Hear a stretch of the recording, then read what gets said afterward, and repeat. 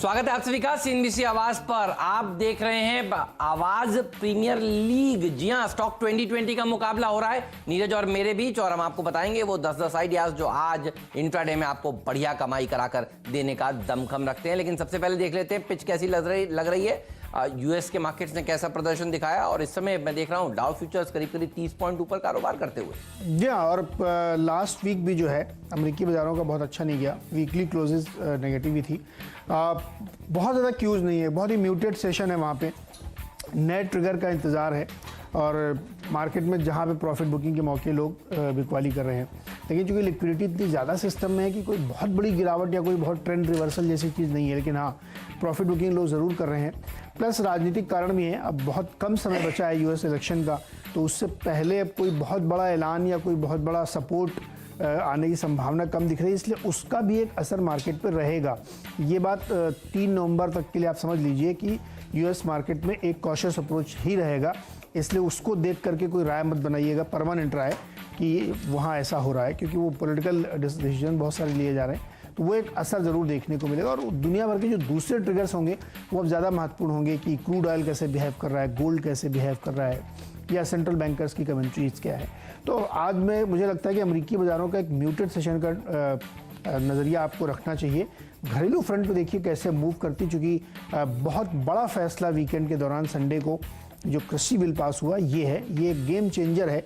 Game changer जब मैं कह रहा हूँ तो भारतीय कृषि व्यवस्था जो है ना, आप देखिए कि मैसिवली बदलती हुई आपको दिखेगी, तो उस पर ज़्यादा फोकस करना चाहिए। और मैच का लुत्फ तो आप उठाई रहे। कल का मैच अगर आपने नहीं देखा तो मैं आपको बताऊँ इतना ज़बरदस्त हुआ। दूसरे मैच में सुपर ओवर की नौबत आ गई और बहुत ही शानदार मैच कल का हुआ। तो दिल्ली कैपिटल ने बाजी मारी। दिल्ली मतलब वो लग नहीं रहा था दिल्ली कैपिटल जीते। इसको कहते हैं प्रीति जिंटा की किस्मत खराब है।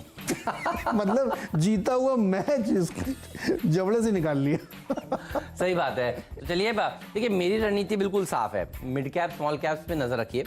आपने देखा बीता हफ्ता भी मिड कैप इंडेक्स ने 4%, स्मॉल कैप इंडेक्स ने 6% के रिटर्न्स आपको कमा कर दिए। तो छोटे मझौले शेयरों में अभी भी पार्टी जारी रहने वाली है। Point number 1। दूसरा जो आपको करना चाहिए वो ये करना चाहिए कि प्राइमरी मार्केट के ऊपर फोकस करिए। देखिए, अगर आप पूरी सीरीज देखें अब तक की तो कंसोलिडेशन ही रहा है। 1 महीने का चार्ट दिखाइए डॉक्टर साहब प्लीज निफ्टी का, तो आपको समझ में आएगा। जो पिछले महीने देखिए रैली हुई, उससे पहले रैली हुई, उसके बाद ये जो सीरीज थी वो अब तक देखिए कंसोलिडेट कर रही है। ये देखिए कोई बहुत बड़ा उतार चढ़ाव नहीं है, ये 1 महीने के रिटर्न्स है। तो गिर नहीं रहे हैं, अच्छी बात ये है, लेकिन बढ़ भी नहीं रहे हैं। ये कंसोलिडेशन बहुत जरूरी होता है भारतीय बाजारों के लिए, अच्छा भी माना जाता है। और देखिए 11,500 के ऊपर हम टिके हुए हैं, तो ये अच्छी खबर है। तो मिड कैप्स इसमें पार्टिसिपेट कर रहे हैं। आप देखिए मिड कैप का इंडेक्स दिखाइए डॉक्टर साहब, तो आप देखेंगे मिड कैप इंडेक्स ने और स्मॉल कैप इंडेक्स ने रैली में अब पार्टिसिपेट किया है। 1 महीने का रिटर्न देखिए आपको सेंसेक्स निफ्टी से ज्यादा नजर आएगा। तो और दूसरा प्राइमरी मार्केट, इसके ऊपर आपका फोकस होना चाहिए। देखिए हैप्पीएस्ट माइंड की आज लिस्टिंग होगी, हुई है, माफ कीजिएगा। तो अच्छी लिस्टिंग हुई थी हैप्पीएस्ट माइंड की पिछले हफ्ते, और आज रूट मोबाइल की लिस्टिंग होने वाली है। तो मुझे लगता है लिस्टिंग्स के ऊपर फोकस होना चाहिए। रूट मोबाइल पे भी हम लोगों ने कहा था कि यहाँ पर खरीदारी करिए, आप पैसा लगाइएगा, फायदा होगा। आज 2 इश्यूज और खुल रहे हैं, कैम्स का और कैमकॉन स्पेशलिटी का। तो कैमकॉन स्पेशलिटी के चलते बाकी स्पेशलिटी कंपनियां भी चलेंगी, केमिकल कंपनियां चलेंगी। तो आज सी अक्षर का दिन है।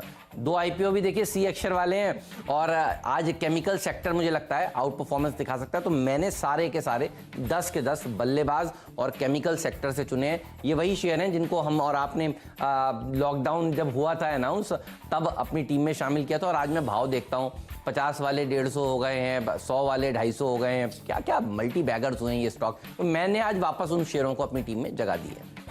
अच्छा, मैंने तो वैसे शुरू में भूमिका बना दी थी कि कृषि वाला, तो उसकी वजह से मैंने कई सारे शेयर्स डाले हैं कि जो एग्रीकल्चर में 3 बड़े बदलाव किए गए, 3 नए कानून बने हैं, उससे जो एग्रीकल्चर सेक्टर है पूरा उसमें एक बड़ा चेंज हो गया। स्टॉक दिखा दीजिए, चारों स्टॉक एक साथ दिखा दीजिए, फिर मैं कहानी सुनाता रहूँगा।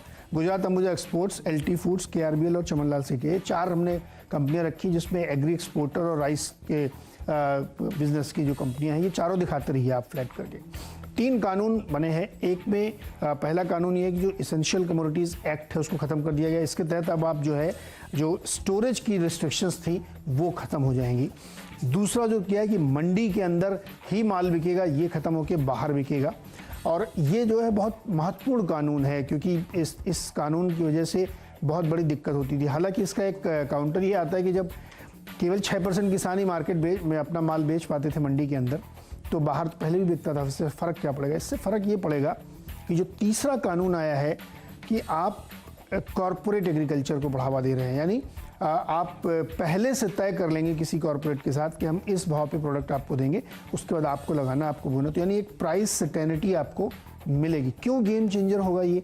देखिए, बहुत सारी कंपनियां अभी भी इसको बड़े पैमाने पर लागू नहीं कर पा रही थी। होता था थोड़ा थोड़ा, चावल कंपनियां कोशिश करती थी, लेकिन हो नहीं पाता था क्योंकि उसको एक लीगल जामा नहीं मिला था। अब ये लीगल फ्रेमवर्क के तहत आप देखिएगा बड़े पैमाने पर अलग अलग इंडस्ट्रीज़ में ये काम होगा। तो ख़ास तौर पर राइस, चूँकि एक ग्लोबल कमोडिटी के तौर पे एक्सपोर्ट में बहुत होता है, गल्फ में बहुत कंजम्पशन है, यूएस में बहुत कंजम्पशन है, तो उसकी वजह से ये कंपनियां अब बड़े पैमाने पर देखिए कॉर्पोरेट खेती करेंगी। कैसे इनके फेवर में आएगा? देखिए, एमएसपी एक बहुत बड़ा मिथ है, और जिस भाव पे एमएसपी तय होता है उसमें से बहुत कम लोग उस पर बेच पाते हैं। मैंने अभी आपको बताया कि अगर 30 crore ton rice total grain produce होता है, तो उसमें से केवल 7-8 करोड़ टन ही एमएसपी में जाता, बाकी ओपन मार्केट में बिकता और जनरली एमएसपी से नीचे पे जाता। आप गेहूं अभी देख लीजिए 14-15 रुपए किलो बिक रहा होगा और एमएसपी बहुत 18.5 है।